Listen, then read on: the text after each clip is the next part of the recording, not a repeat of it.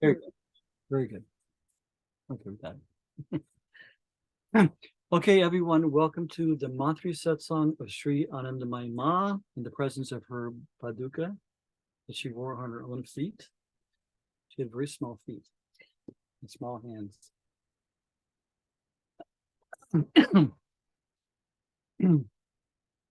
And for those of you here for the first time, we have kind of a plan we follow, kind of a liturgical plan.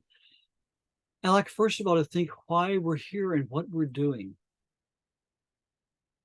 Ma said many times that we can only think of her when she first thinks of us. So she's thought of all of us, and that's why we're here. And we're here to respond to that thought of hers, that call of hers, that call of grace.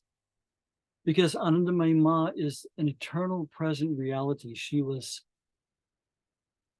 the embodied form of our own inner nature, embodied outside of us, supposedly, kind of a trick with mirrors almost. And so when we think of her, we awaken our own inner being, our own true self. So today we're studying her words, her life, different people's reaction to her, how she lived in this world, what she said, what she spoke. And in doing that, we awaken our own selves, because that was her mission to come. When she came to call us back to reality, back to our own home. Many times she would say, you're living in a dharmashala, you're living in a pilgrim house. Somebody's had two people are waiting in the room. You see? My God. So she said, you're living in a pilgrim's house here in this body. She often called it the house of breath. And she said, when the breath leaves, the house crumbles. So she said, this isn't your real home. This world, this body, it's not our real home. Our real home is with her in the realm of pure consciousness. So she came to call us back, to show us a way to come back, and to empower us in a way to come back, to use the practices that she suggested. She also empowers us when we remember her. So for all those reasons, we think of Ma and we study her words and life. And as all of you know who've been here before, I also really like to include in this meeting our online community, because we're all now one family in Ma, and we've come to study Ma together. So I like to I ask everyone to have patience, because we have, I don't know how many people are here. I want to go around and introduce, and our technical co-host will call everyone's name, and we will I ask everyone to just briefly unmute and just say at this point, because there are a lot of people, where you're from and your name, and then later on we'll have an open discussion. First of all, I need to introduce myself. If you don't know who I am, my name is Mangalananda, and I received Diksha from the hands of Anandamayi Ma in 1973. And I've been living in her ashrams ever since, in her lineage, and I'm an appointed acharya. That means a teacher of the Guru's teachings from our ashram in India, Ma Sharanam Ashram, and also Omkareshwar Ashram. And this is my beloved wife, Gloria. Jimba. And I wanted to introduce my co-host, Pragya Halstrom, who is the author of the beautiful book, Mother of Bliss, and also the editor of the book, The Gospel of Anandamayi Ma, and for many years has hosted the Matri Satsang group in the Boston area. So Pragya, will you say hello? Yes, Jay Ma, it's so great to be with you again. We are headed into winter here. It's almost getting dark. I can't believe it. I live in Amherst, Massachusetts. Jay Ma. Jay Ma, thank you, Pragya. And Pragya will be doing a reading from her recent book later in the meeting. And Savita, will you introduce yourself? This is our technical co-host. Jay Ma, Savita, and I'm from Millbrae near San Francisco Bay Area. And I'm still learning the technical part, so my apologies for any lag, but Renu Didi is usually the one who does this, so we're missing her today. Do you want me to go and Yeah, go ahead and call everyone's name as you see them on the list. And when she calls your name, you can either see on your bottom left-hand corner, just push unmute, and then go ahead and mute afterwards so we don't get all these echoes, and just say your name and where you're from, and we can just see everyone's face. And be sure and turn your video on. You do that in the upper, where your box is, in that little thing with three dots, says start video, so we can see your face, and we'll just all be here together. Okay.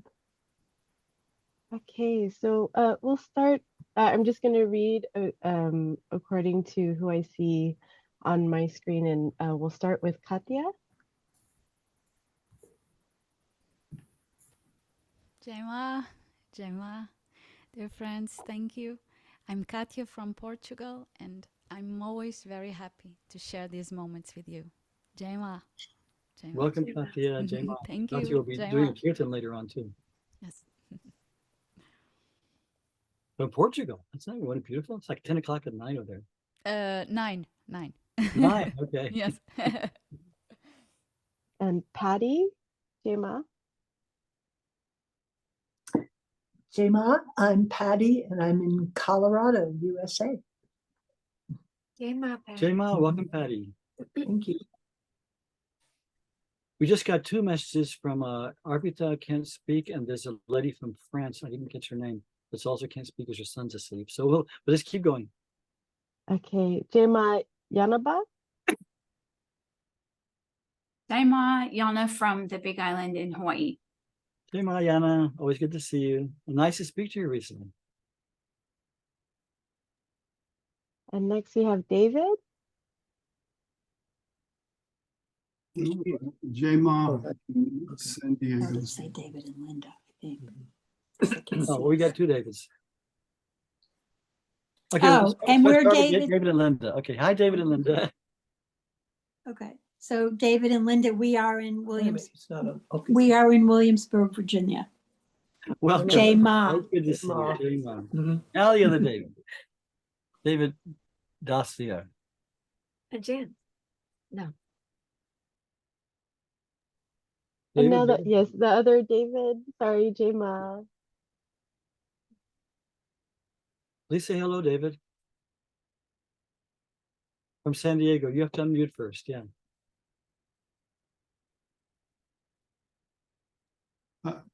No, I already spoke. I'm from San Diego, Jema. Jema, good to see you, David. Yeah. And Jema Bill Ryan. Hi, I'm Bill. I'm from Tucson, Arizona. Jema, nice to see everyone. Good to see you. Good to see you, Bill. Kathleen. Kathleen from New Jersey, Jema. Jema, and welcome, Kathleen. Very Thank good. See your face. And Jema Helen. Hi, Jema. I'm from Salt Spring Island, BC, Canada, and happy to be back. I've missed a number. And I will have to go off video and lay down in the living room, but I will be listening and be present with you. And I'm so happy to be back. Thank you. Very good. Very good to see you again, Jema.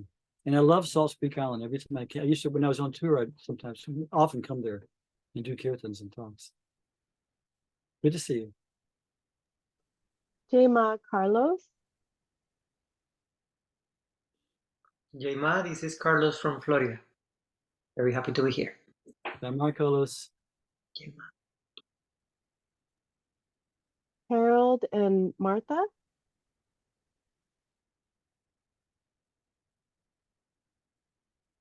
Harold and Martha. I think they're not going to unmute right now. Okay, well, welcome, Harold and Martha. Jema, I'm glad you're here.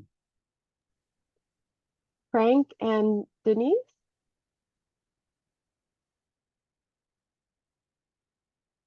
Hi, I'm Frank and Denise. Jema. And my daughter over here, Jema. We're coming to you from Hermiston, Oregon. Jema. Very good. Always good to see you, Frank, and company and family. Jema Sanjay. Jema, this is Sanjay from Wichita, Kansas, and with me, Krisha. Jema, I'm Shivank. Happy to be here. Thank you. Jema, good to see all of you. आपके दर्शन से मिलकर बड़ी खुशी हुई. Thank you. Jema Keith. Hello, Jema. Keith, pardon me, Jema. I'm Keith from Portland, Oregon. I'm very happy to be here. Thank you. Good to see you, Keith. Welcome, Jai Ma. Jai Ma, Let me Bhagwat. guess, it's raining in Portland right now, right? Or at least overcast. Slightly overcast, but we've really been hit by a beautiful fall with a lot of sun and dry leaves. Like we could be in Massachusetts really right Wow. now. Nice. Nice. Very nice. Sorry, Jai Ma, Bhagwat. Jai Ma, I'm Bhagwat, and I'm from Dallas, Texas. Jai Ma Bhagwat, always good to see you. Next time we're in Dallas, we'll look you up. I have a sister in Dallas. I grew up in Dallas. I've told you that before. Janet. Jai Ma, this is Janet and David from Florida. Jai Ma. Jai Ma. Jai Ma. Jai Ma, always good to see you guys.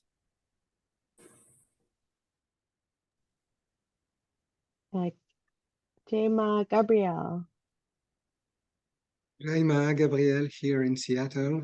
Hello to you all. Nice to see you all. Yes, good to see you, Gabriel. Jai Ma.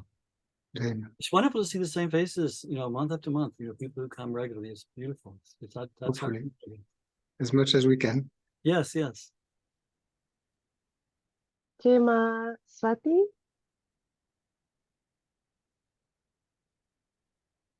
Who is it again? Jai Ma, I'm Swati.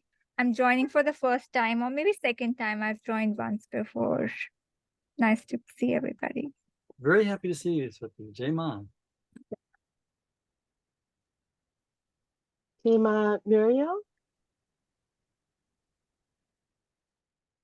Muriel says she is from France and she can't speak because it's late. And her son is sleeping, but she's very happy to be here with all of us. Very good. Jai Ma. Jai Ma, welcome from France. And then the message from Arpita and Robert from Florida. And Arpita Didi received initiation from Sri Ma in 1973. Jai Ma. Jai Ma, Arpita and Tom, and Robert. Is that everybody? That's it. Mm-hmm. Okay, very good, very good. So those of you who've been here before, you know that we always start with Ma's words of reassurance, that she is very much with us and hearing us. She called us first. She's listening to us and guiding us in the thoughts. So these are Ma's own words. She says, I am ever with each one of you, wherever you happen to be. But your vision is tied down to worldly matters, and you have little time to direct your eyes to this body in your thoughts and actions. What can I do? But know it for certain that whatever you do in thought and deed, whether you are near or in distant lands, never escapes my loving attention. Just as at a flash of torchlight, your faces gleam forth in their bold outlines, all your facial expressions appear in my mind when you meditate on me or talk about me or sit down to pray to me.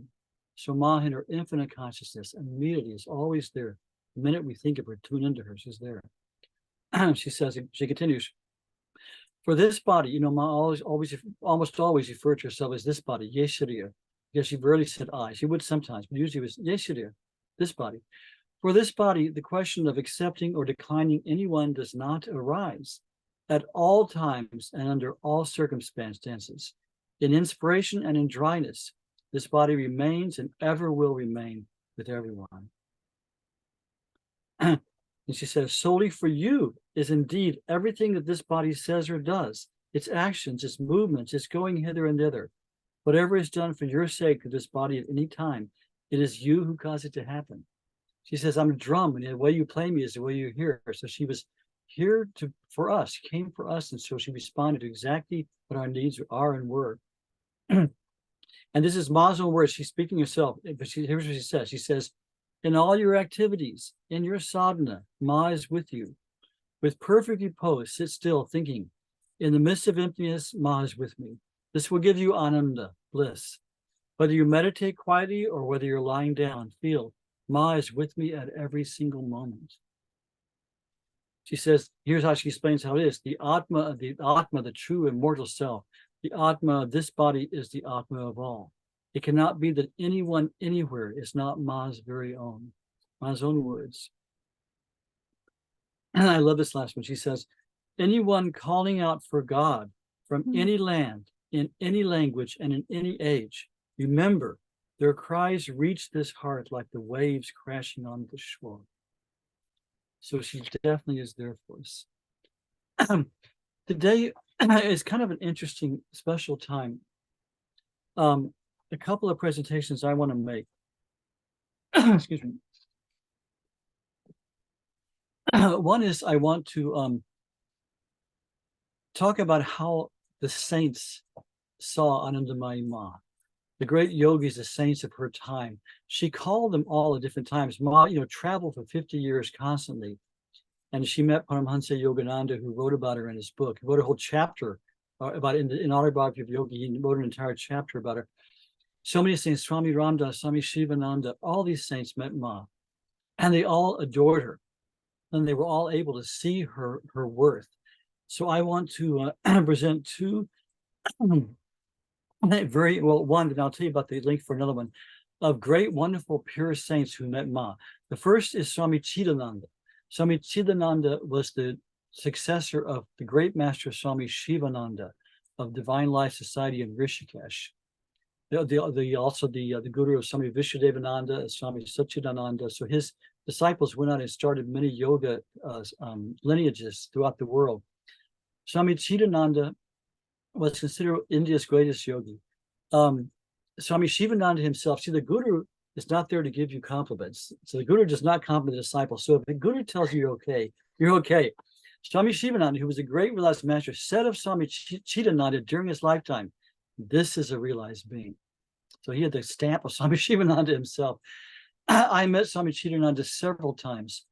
He loved and adored Anandamayi Ma. He had so much respect for her. I met him once in Vrindavan at the Semi Sapta. And one time I went to Shivananda Ashram in Rishikesh. I've been many times. The first time I went, back in 1973, he and Swami Krishnananda were just giving informal satsang in the bhajan hall. He'd always ask me about Ma and how she was doing. One time he took me up to his room afterwards and had his attendant bring all the pictures of Ma he had and show them to me. And he'd fill my arms with chocolate and send me off. He was very, very kind, sweet soul. So this is from a talk Swami Chidananda gave in Massibier, France in December of 1990. He talks about some of his first meetings with Ma, but wherever Ma was, he would go to her, and if it was a railroad platform, he would do Dandavat Pranam. That means he would lay out flat on the ground at Ma's feet in front of her. He adored Ma. Okay, so this is the words of Swami Chidananda. And in some point, it'll be confused. In some places, he speaks in the third person. He says, Swami Chidananda says, so he's speaking about himself in the third person. So here we go.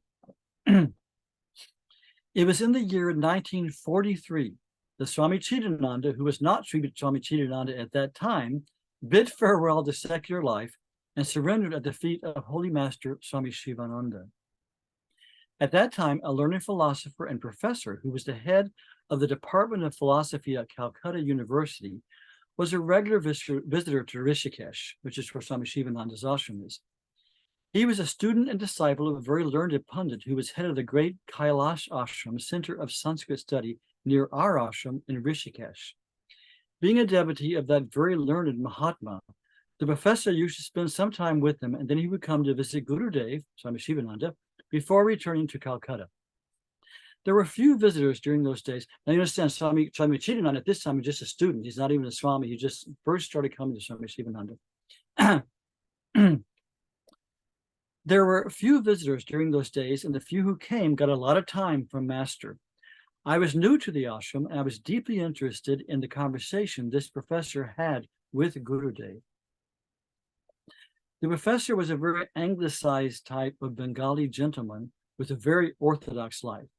They were both sitting with Gurudev, and he was narrating their experiences with Ma, Anandamayi Ma. He told how when he first heard about the presence of such an extraordinary holy lady, he was prompted to have her darshan.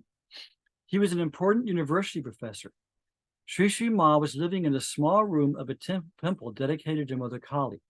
It was called the Temple of Dakshineshwar, the same temple where Ramakrishna lived during his lifetime. Reaching the temple, they inquired about the room of Ma, and they were taken to a small corner room where Ma sat deeply immersed. After paying their respects, he sought permission to ask a few questions. Ma graciously smiled and said yes. Being a philosopher, he wanted to put some intricate, subtle philosophical questions to her. He narrated what happened when he asked this question. He told Swami Shivananda, even before I'd finished my question, there came a torrential outpouring of words from Ma, dispelling my doubts, answering my question, and bestowing much more upon me, leaving me wonderstruck. It did not seem like the words were coming from this being sitting in front of me. It was like a great shower of luminous wisdom coming in and then issuing forth from her mouth, unquote. Fascinated by this flood of wisdom, the professor continued to pose questions, and each time, before the question was completed, the answer came in this extraordinary manner. He had been told that Ma never had formal schooling at all. She went to 2 years of school. He returned to his home a very much humbled professor and doctor of philosophy. He determined that such a real spiritual phenomena should not remain hidden from public knowledge. Others also should have a glimpse of and experience of this phenomenon. He had learned colleagues from a prestigious college in Pune. He decided to write them and invite them to Calcutta for their summer vacation. They were all pure intellectuals and academics and not devotees like himself. They agreed, and that summer 2 more professors came to Calcutta. All 3 went to have Ma's darshan and found her in the same state of high consciousness. They plied her with innumerable questions. Upon the first occasion, the professor had questioned Ma with humility as a devotee and seeker. But now these 2 professors from Pune had no spiritual background at all, so they continued to put forth intricate questions to see how Ma would answer. For 2.5 to 3 hours, this nonstop session went on. Ultimately, the professors were exhausted, while Ma was ever serene, unperturbed, with no sign of fatigue, and as fresh as ever. This ended their first meeting. But upon subsequent visits, they become convinced beyond a shadow of a doubt that they were in the presence of a divine being and not a mere human person. All this the professor related to our Swami Shivananda, and Swami Chidananda, who was not a Swami then, was listening to the conversation with great interest. That was how I came to know about Ma, never having met her before and not knowing where she lived. 3 or 4 years later, an occasion came when I found myself, this is Swami Chidananda speaking now, I found myself in the holy city of Varanasi, and I came to know that there was a big ashram of Ma and that she was there. This was in February 1948. I was staying with an old monk in Varanasi. I requested that he take me to Ma's ashram. At that time, Ma was having performed a very great spiritual yajna, or sacrifice, a fire sacrifice, for the welfare of the world and all people. This went on for 3 years, where they did Gayatri Mantra into the fire. It came at a time after the independence of India. No, it started at the end of World War II and went through the time of independence. And many people think this gave great power to that very tumultuous time in Indian history. She had initiated the repetition of an important mantra, Gayatri Mantra, several millions of times. It was in the form of the repetition each day of the Gayatri Mantra by 100 Brahmin learned pundits. It actually took 2.5 years to complete this yajna, and it was in progress when I first met Ma. It was an interesting revelation to me at that time. I thought that Ma would give me darshan, perhaps sitting upon a special seat, but I found her seated on the floor giving instruction regarding the yajna. I bowed down to her, and the old monk said, "He comes from Rishikesh and is a disciple of Sri Swami Shivananda." The moment she heard Shivananda, she folded her hands and asked me, "How is Pitaji?" That's father. The Sri Shima, everyone was father and everyone was mother, because her consciousness was that of a little girl. She never felt that she was a grown-up woman, but she was a child. Blessed are they who are pure in heart, for theirs is the kingdom of heaven. Suffer the little children to come to me. I did not understand who she was referring to as father. The monk told me she was referring to her guru, Swami Shivananda. That darshan of Ma was a fulfillment of a life-cherished dream I had since first hearing about her. Ma is a curious mixture of absolute being and the divine being, combined paradoxically with the practicality and the outer. When it came to little details of programs in her ashram, She was constantly in touch with the organizers and gave detailed instructions on how to proceed. Ma's advent was to bring about wide awakening in the inner spirit of present-day humanity. It was to bring about a great spiritual wave that would lift mankind's life to a higher level. Her one admonition to us is, God is the one great reality. To know and experience him is the whole purpose of human existence. And the life that does not strive to do this is wasted. So do not hesitate to strive toward this great goal. Then he talks about the Samya Sapta. For the past nearly 25 years, she allowed devotees to prepare a full week of retreat every year in the month of November. It was sadhana from early morning until evening, about 9:30. Reading of the scriptures was a salient feature each day. Punctuality was a must. And he describes the whole thing about Samya Sapta. I've been at a Samya Sapta with Ma, and we're going to have a Samya Sapta later in our talk now. Okay. Once again, similar was the state of consciousness of a young lad who went down to settle in Arunachala, Ramana Maharshi. Both of these people, I find, though from different parts of India, were more or less in the same state of consciousness that was undiminished even in the midst of so much activity. They were always aware of their reality. The presence of such great souls in the midst of human society is a powerful force to uplift our consciousness and to goad us toward our golden life. Literally and truly, they lived only for others in this life they had obtained whatever was to be obtained. These beings, having cast aside their physical bodies, are no less present amidst us at this moment than they were present in their physical bodies. We bow down in homage to their presence. And now also we bow to the great Father Time. So we must include for the moment. God bless you, J.J. Ma. That's Swami Chidananda. The second offering you want to make is something you have to look up yourself.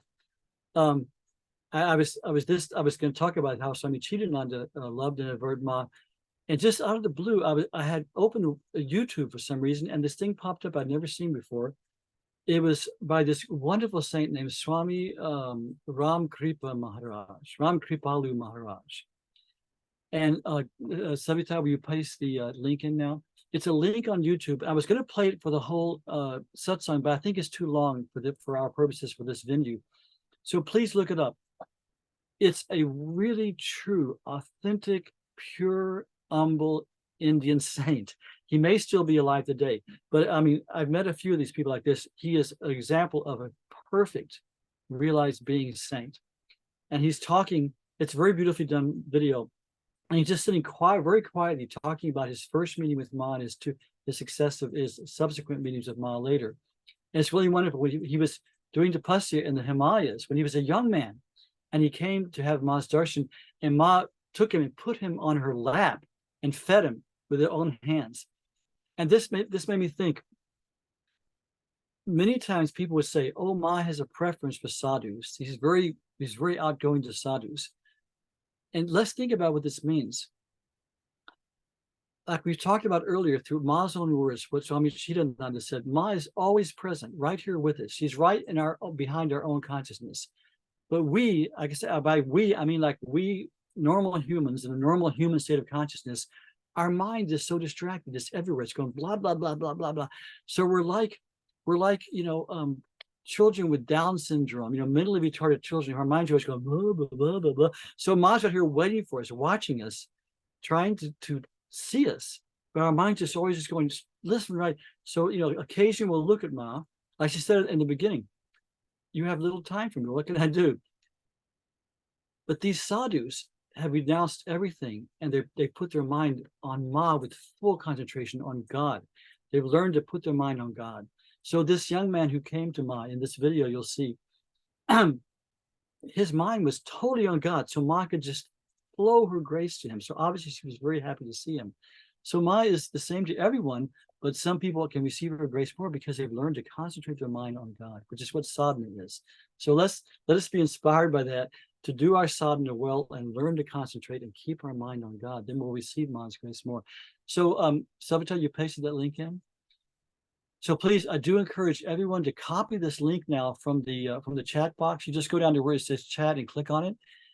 Copy that link and put it somewhere where later on you can watch this video. because it's very thrilling. It's just, I was just weeping. It's so beautiful. This man's talk about his experience with Ma and how beautiful it was. This wonderful. Mangalanandaji. Yes. I was going to bring the same link today. How interesting. I saw it this morning and I was in tears also. I was so taken by it. And I had just written down, Swami Ram Kripaluji and the link so that I could put it in the chat. So we're both See, Ma herself has brought that to our attention. Ma herself has brought that to our attention. We're in the flow of Ma's grace. Beautiful, beautiful. See this? Okay, the second thing I want to present is this. I recently had kind of a landmark period in my life in this earthly existence, and I want to share it with you because you're my brothers and sisters, and I think you'll understand. I just last week I turned 70, which to me is a very strange thing because I still feel like a boy, but I'm an old man now. But the most important thing was I went to India when I was 19 years old just to meet Anandamayi Ma. And I found her and I followed her around because she traveled constantly, asking her the day after I got there. This is 1973. I managed to have a private with her, and I asked her, please give me what I need for my spiritual life. Please take me, adopt me as your own. I asked her all these things, and she was very pleased. And she said, when the time is right, when the time is right. And she said that every time I asked. So we had come to Vrindavan for the Samyan Sapta of November 1973. And at the last day of it, she sent a message to my room saying, come to the temple tomorrow morning to this place and bring such and such offerings, because there was a ritual involved, and we'll have your initiation. This Diksha is when the Guru gives formal initiation, he gives a mantra, he gives an empowerment and connects the disciple to themselves. So I realized it was actually my birthday, November 10th. It was my 20th birthday. So on my 20th birthday, Ma gave me Diksha. And so I realized last November 10th was the 50-year anniversary of my Diksha. And I will say, I've had good and bad years, ups and downs, but there's been no break in my sadhana since then. But I wanted to relate to you my own experience of my Diksha. If you read the book I wrote about Ma, which is called The Goddess Among Us, I talk about it briefly in there. But just as our monthly satsang, and I want to share this with you as my 50th anniversary, I just want to share my memories of what it was like to have Diksha from Ma. So when I got that message in my room, I was very excited. Excuse me. And I went and bought garlands, and I got all the offerings that were supposed to be made in the puja. And I was just looking forward to it so much. I thought, at last, I'll have the beginning of my spiritual life. I'll be connected with Ma. I'll have a mantra from Ma. I was so excited. So the Samyan Sapta was concluding that day. And so she told me at a particular time when to be. If anyone who's been to the Vrindavan ashram, they know there's a Krishna Chaliya temple, and in the parikrama of that behind there, she told me to come there. So I went with newly clothes, all washed and clean, and with the offerings, and they set up a little altar behind the main temple. Had an altar there, and different things were on it, and there was an asana there, and Swami Bhaskaranaji was there. So he came and he said, okay, just sit here. Ma will be in briefly. She's giving darshan outside. Things are going on. She'll be here in just a few minutes. Just sit and meditate quietly, So I took him at his word, and I sat down waiting for Ma to come in. And the great Pandit Gopinath Kaviraj once said about Ma, he said, other saints are still in a particular guna, sattva, rajas, tamas. Some saints will be in a great state of sattva guna, and when you get their blessing, you'll be filled with sattva. But Anandamayi Ma is 3 guna tita. She's beyond the gunas. So when you approach her, everything comes out from inside of you. He gave us a warning. So I didn't know this at the time. So I sat down waiting patiently for Ma. And the minute I sat down, every possible negative thing just like rose up out of me like a volcanic eruption. I sat there and there's all these doubts, all these objections, and then all these negative feelings and anger and lust and everything was just like streaming out of me. It was just incredible. And I had enough, Ma left me enough insight to know what was happening. It was a purification I had to go through. So at one point, I literally held on the asana to keep from running up. And I heard my ego. See, they said, Ramana Maharshi says, just as the prey caught in the mouth of the tiger has no possibility of escape. He says, the ego, once caught in the grips of the guru, is destined to die. It has no possibility for staying. It takes time. The ego screams and gasps for probably many years. But once the guru takes you on, the ego is destined to be destroyed, and the real self is destined to shine through. So as I was sitting there, I literally heard the voice of my ego, like in a voice saying, run, get out of here, go back to America, forget this spiritual life thing, forget all this. I literally heard my ego screaming, because the ego had ruled me for so many lifetimes, as all of us it has. And it was at the stage where it was something new was going to happen. So I sat there, and Ma kept me waiting for over 2 hours. Over 2 hours. I went through this torment, and I knew what was happening. I knew I had to go through, but it was really hard to keep from just getting up and running away like a madman, So I sat through, and I sat there, and finally it died down a little. And I was breathing peacefully. And only then, when it was all done, my timing was perfect. Ma walked in at the whole Diksha ceremony. And she said very clearly not to tell anybody what happened during this ceremony. It's a very private thing, very personal between the guru and disciple.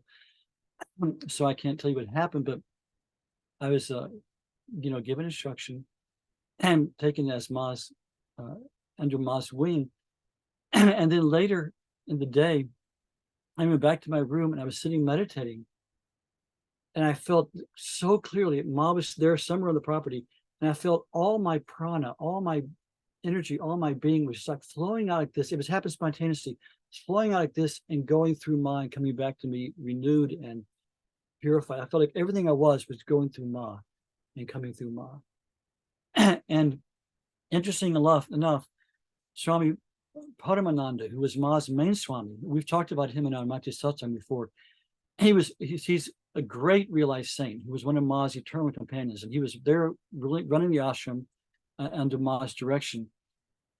And the whole time I'd been with Ma so far, I'd always pranam to Swami Paramananda, and he'd always just ignored me. He walked right, he just looked right through me and walked right past me. I was invisible to him. I thought, oh well, who am I, But when I was coming back from my Diksha, I walked by, and Swami Paramananda was there. And before I could pranam to him, he pranamed to me. It's like I suddenly just popped into his world. Okay, to him, the world was just a ghost, and the only thing that was real was Ma and anything connected with Ma. So the minute I saw him, and from that time on, whenever I saw Swami Paramananda, he would smile and pranam to me. So it's interesting. From my time of my Diksha with Ma, I suddenly just appeared in his world. So that was it, and the rest, was just trying to do what Ma has said and the instructions she gave me up to the present moment, this morning included. And so anyway, that's my 50-year anniversary sharing with Matra Satsang. Okay, so let's continue. We want to go to next. We want to go after this to Pragya's reading, but so we don't just get overwhelmed with too much talking. We want our dear sister Katia from Portugal to sing us a kirtan of Divine Mother, so we can think of Ma in our hearts too. Okay, so Katia, will you grace us with the kirtan, please? Yes, of course. Make sure you unmute. Okay. I think you can hear me. Yes. Yes. Make sure you're on original sound too. Okay. Yes, it is. It is. Wait, So it's a little bit soft. It wasn't as loud as when we were earlier. Speak again. This is a bhajan for Mother, for the goddess. Yes, can you hear me? It's good. Is it loud enough? Yeah, it's fine now. It's good. It's good. You're perfect. It's good. Yes, good. Maybe I was speaking a little bit softer. Very good. So, and you can join me at Jai Ma.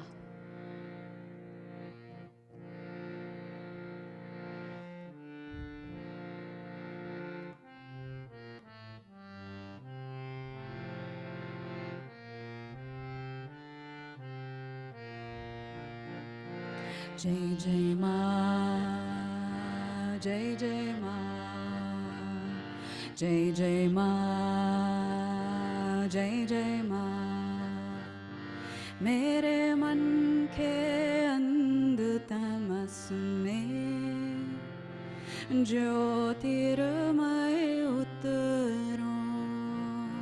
जय जय माँ, जय जय माँ, जय जय माँ, जय जय माँ, जय जय माँ, जय जय माँ, जय जय माँ, जय जय माँ।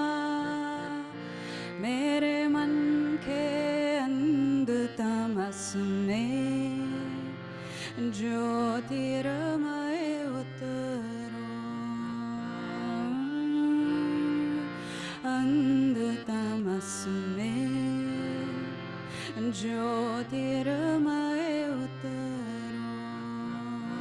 जय जय माँ, जय जय माँ, जय जय माँ, जय जय माँ, जय जय माँ, जय जय माँ, जय जय माँ। कहूँ यह देवों का नंदन,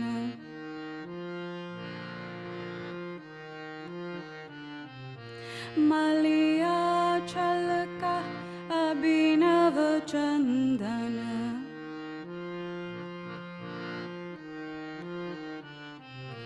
कहूँ यह देवों का नंदन, मलयाचल का अभिनव चंदन। मेरे उर के उजरे वन में करुणामयी विचरो। मेरे मन के अंधतमस में ज्योतिर्मय उतरो।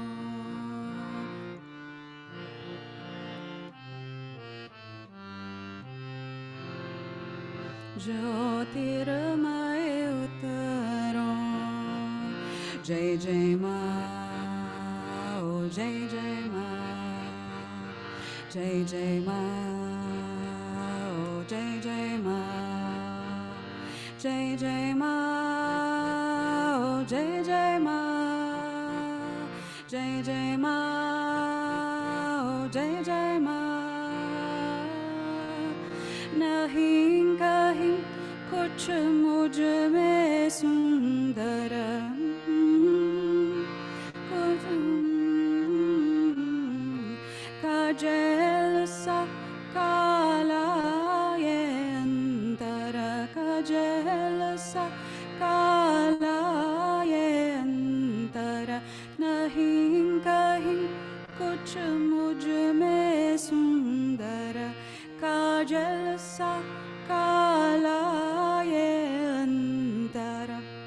प्राणों के गहरे गहवर में ममतामयी विचरो। मेरे मन के अंधतमस में ज्योतिर्मय उतरो। मेरे मन के अंधतमस में ज्योतिर्मय उतरो। जय जय माँ, जय जय माँ, जय जय माँ, जय जय माँ, जय जय माँ, जय जय माँ, जय जय माँ, जय जय माँ। वरदे वरदे वरदे वरदे। जय जय माँ, जय जय माँ, जय जय माँ, जय जय माँ। वरदे वरदे वरदे वरदे। जय जय माँ, जय जय माँ, जय जय माँ, जय जय माँ, जय जय माँ, जय जय माँ। Jai Jai Ma, Jai Jai Ma, Jai Jai Ma.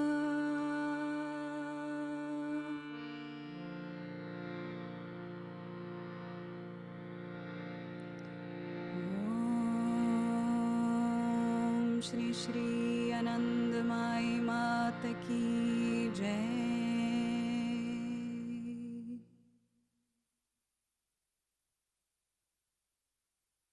Hey, Ma. Thank you, Kathy. Beautiful, beautiful. Thank you. The bhajan is sang in Hindi. Enlighten the inner darkness of my mind, oh Mother. Beautiful. Okay, it just reminds me, I forgot to sing Om Sharanam at the beginning. Oh well. So let's go into Pragya's reading. Well, Pragya, I've become the ambassador of your books. I gave two copies, both volumes to Ramagiri Ashram where I work, and I'm going to, for Thanksgiving weekend, going to Grass Valley to do some kirtan and teaching there. I brought two more volumes. I'm giving them to Swami Sita and all that there. I'm going to Bahamas in December. I'm going to buy and give it to Swami Swarupananda and all the Swamis there. So I'm spreading them around for you. So why don't you briefly just tell people who are the first time, tell about your book, and then we have a reading, okay? Okay, thank you so much, Jema. That's so sweet. First, Katya, thank you so much for that beautiful bhajan. You know, I knew I know it from somewhere. You sang it so beautifully. There's an extraordinary school in California. Those of you who live, some of you do live in California, in the Bay Area, Mount Madonna Retreat Center. You may know it in Watsonville. And the conference center was set up by a great saint, Baba Haridas, who is silent for the last 50 years of his life, I think. He has passed away recently. But Baba Haridas, every year, the students of that school from pre-K through high school put on a play, a musical of the Ramayana. And if you can ever find out when it's usually in May, and it is spectacular. They put it on a big auditorium down in Santa Cruz, I think. It is so spectacular. And Baba Haridas used to come and wrap all the turbans of the boys and dress everyone, get them all ready. And it's just the most phenomenal experience. I've seen it many times. So at the very beginning, they sing to Ma Saraswati, and this lotus opens, and this beautiful teenage girl dressed up as Saraswati, and all the kids are singing Jai Jai Ma, Jai Jai Ma, and the first verse of that chant. So thank you, Katya. It just brought back so many memories. It was so beautiful. And thank you, Mangalanandaji, for your story of your Diksha. Oh, I just love that so much. And there's something about the 50-year anniversary. It's really powerful. So thank you. The book that we're reading from today, we're reading from the second volume of the Gospel of Anandamayi Ma. And I mean, many of you have heard the story. I was blessed. I was gifted the transcripts from these tapes of Ma's Satsang many years ago in 1984, and I sort of had them stashed away in the attic. And when Swami Guru Sharanananda from Ma Sharanam Ashram in India, when he came to visit, we were sort of passing by this box, and I said, and oh, these are the transcripts from Ma's Satsangs between 1960 and 1980. And he said, Pragya, you have to do something about this. You have to go back to the tapes, redo the translation, publish this. And so that's what I did with Ma's grace over 7 years. So this is the second volume, and we're going to be reading from tape number 86. Again, this is from the Sanyam Saptaha. So this is the retreat that Ma really, really put a lot of emphasis on, that happened once a year, that Mangalanandaji was speaking about, a 7-day time of sanyam, or restraint, self-restraint, self-discipline. And many of the satsangs in this book are from, a conversation. There was a time at the end of the day where Ma would speak and answer questions. And so that's where they come from. So this one was from 1979, which we know Ma left her body in 82. So 3 years before she left her body. I mean, I'll tell you the real truth. Every time I'm asked to read from this book, whether here or in another satsang, I just open it up to see what Ma wants us to hear that day. I don't like say, maybe this, maybe that. I just let her pick. So that's what we did today.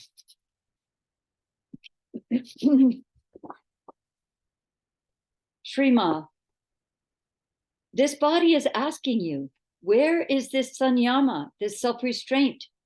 Not useful. Where doesn't it work? Baba, so this must be one of the Babas who are speaking there. Nothing is possible without sanyama, self-restraint. Well, Ma, one more thing, Shri Ma. Without sanyamita jivana, the disciplined life, and Baba interrupts, nothing is accomplished or attained.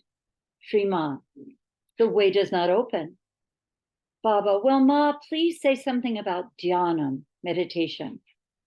Shri Ma, Baba, whatever method and systems one's guru has given, he should adopt only that. For example, they ask you to sit for sanyama, self-restraint, to do pranayama, breathing exercises. One should follow their advice. But first of all, one should accomplish stable sitting. Baba, from asana, the sitting position, firm asana, he says. And she says, yes. One should have a firm foundation. Then he can construct a big building upon it.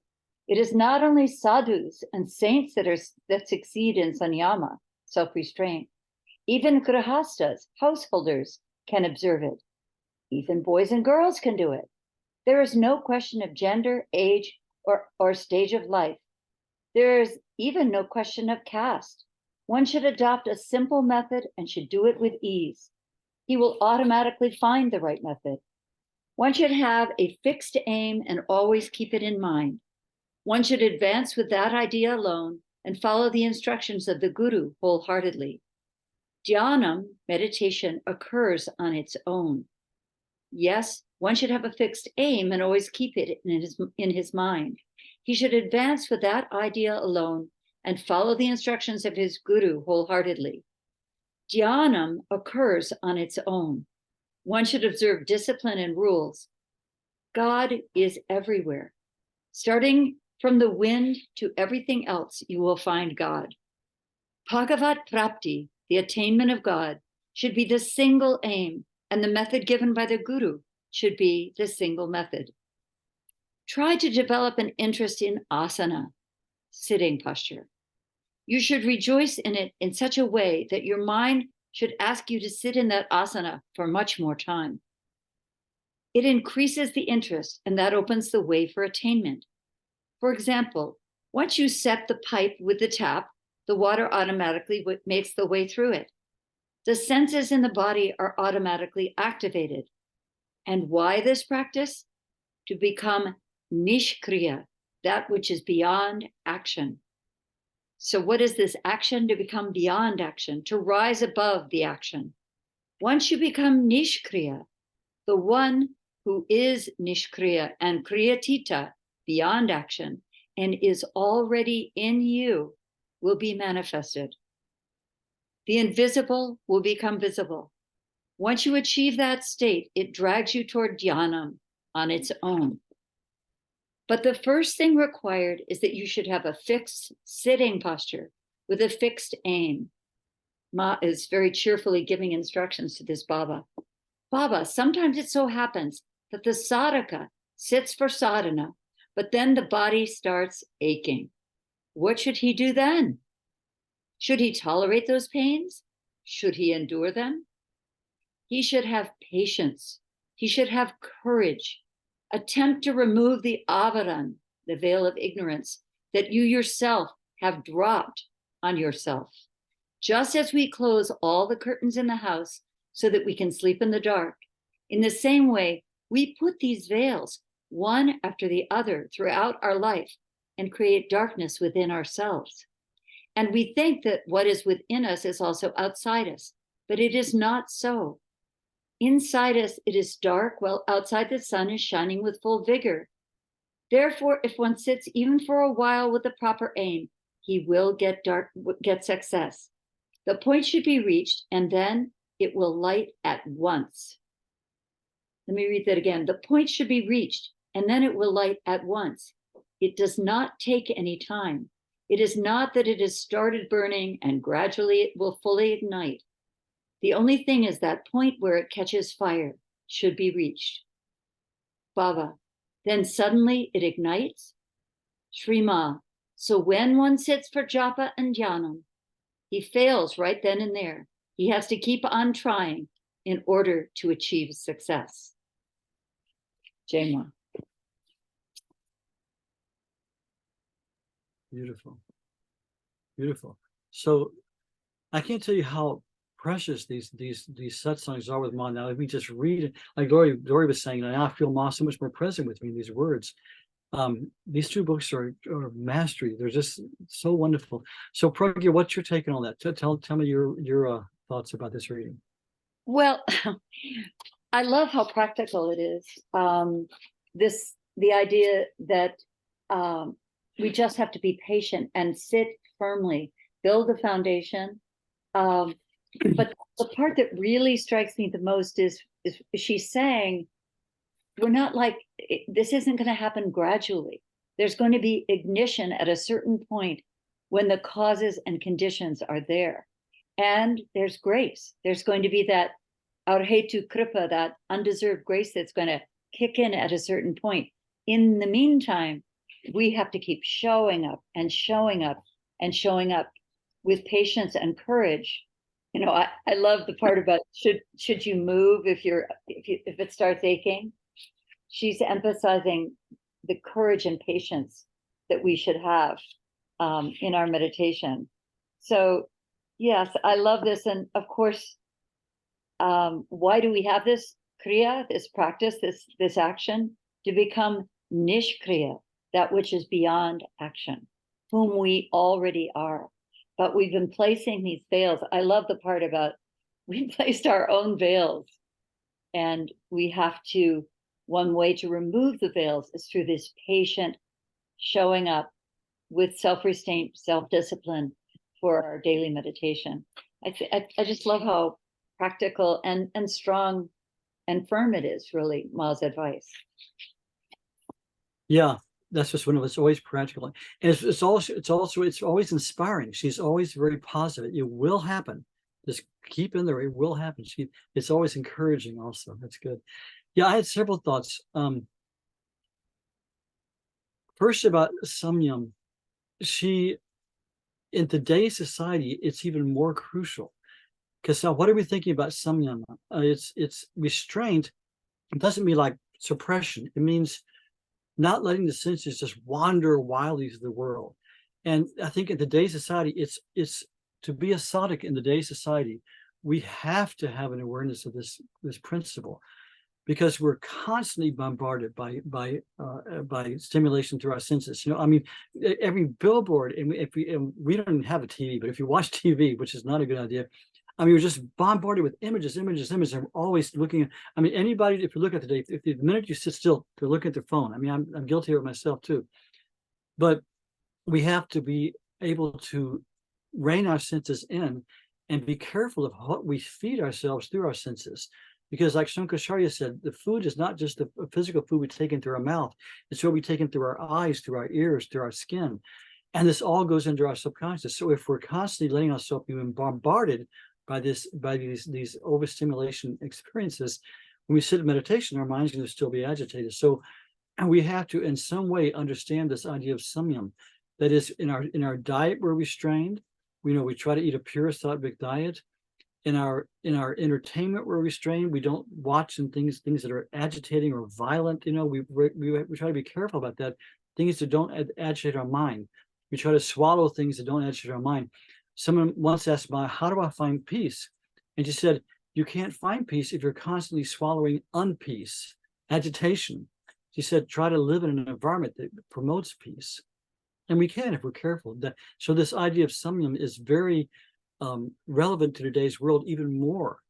So it means we have to be very particular on how we spend our time, our entertainment, our company that we keep, our friends, and the things we let our eyes see and observe. It's just we have to be very careful. And the other thing is, Ma said several times, meditation happens by itself. Dhyanam happens by itself. the way I interpret that through my own experience is through, I'm sure people are familiar with Maharishi Patanjali. Patanjali wrote the Yoga Sutras, which is the basic text for yoga, real yoga. It predates the Buddha. The Buddha, no doubt, studied Patanjali. The great ones like Vyasa, who formulated, codified the scriptures for this area, commented on Patanjali's Yoga Sutras. Shankaracharya, Adi Shankaracharya, all these great saints through the centuries have talked about the Yoga Sutras of Patanjali.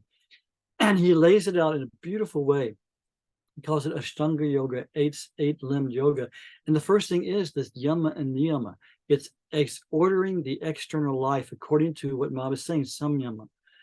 And if you read, just study those things. He talks about ethical behavior, ethical thought, and that has to be done first. That's what Ma was talking about. And then he says you concentrate the mind. And the first thing is asana, like Ma was talking about, having a firm asana. Then pranayama, which is controlling the breath. And then asana, pranayama, pratyahara. Pratyahara is what we're talking about now, is being able to pull the senses in and become internalized and look inside. This skill is only developed through meditation, because the prana is always going out into the world in our daily life, because that's how we relate to the world. So to have a real spiritual life, we have to learn how to pull the prana in, turn our mind inward, become inwardly aware. This is pratyahara. And then the important thing is you have dharana. Dharana is simply, we have an object of meditation, and the object can vary according to the Guru's instruction. But what Mahamani said was use the mantra meditation. Whatever our object of meditation is, dharana is taking the mind and putting it on that object and relaxing into that object and being aware of that object with no other thoughts. And guess what? The mind will wander. That's what the mind does. So it'll come out, it'll suddenly think of something else. And dharana is put it back on it. It thinks of something else, put it back on it. It goes somewhere else, put it back on it.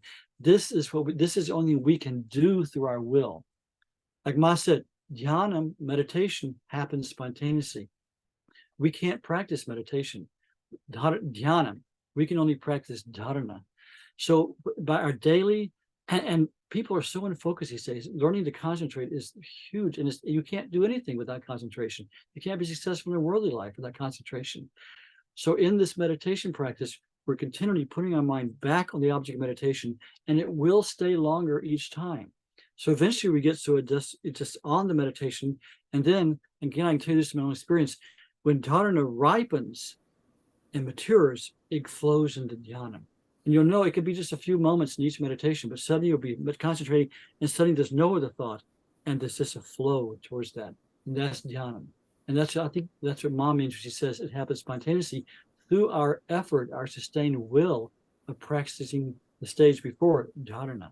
And that is keeping the mind concentrated on the object of meditation, which is a lifelong developed, very crucial skill for spiritual life, for any life.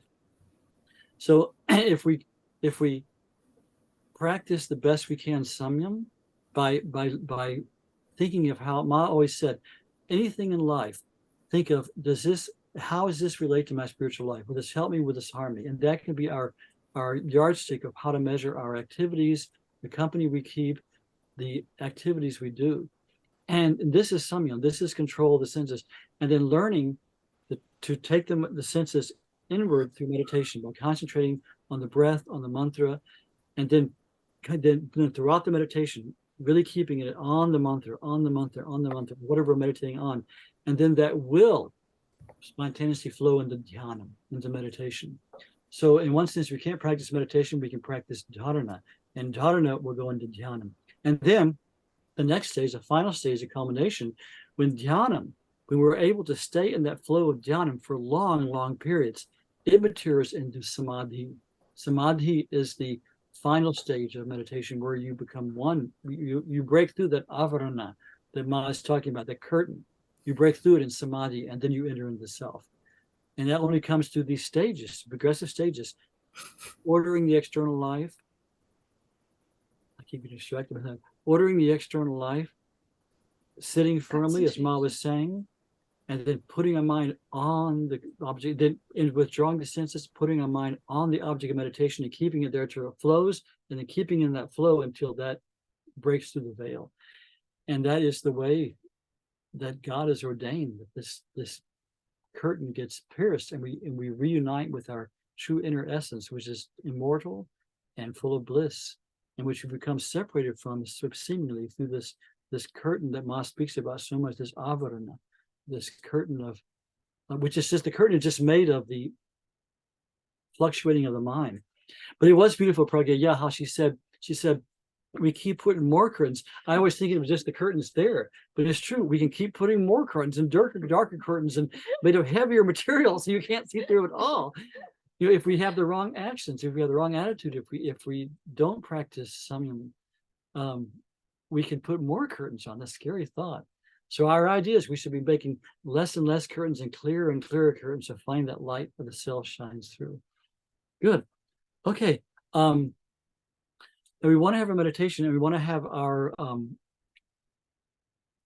open time for sharing. Is Saraswati here today? Did you notice, Pragya? I was going to mention Saraswati sent her love. Saraswati is in India. But she's still there. Okay. Barbara Haney. You probably, many of you have seen her in our Hollywood squares here.